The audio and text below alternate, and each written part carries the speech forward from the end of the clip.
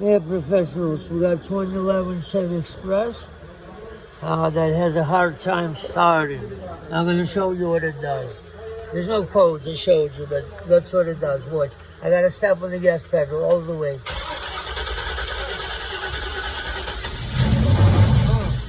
As soon as it starts, it shuts off. And in order to start it again, I have to step on the gas. I have to step on the gas pedal again, unflood it, and as soon as it starts, it shuts off.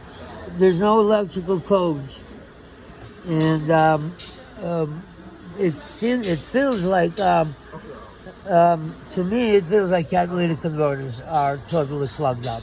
That's what happens. The engine will start and shut off immediately. Will produce very specific type of a noise. So we're going to open them up and see if that's the case. All right, for now, it's the cats. Please subscribe.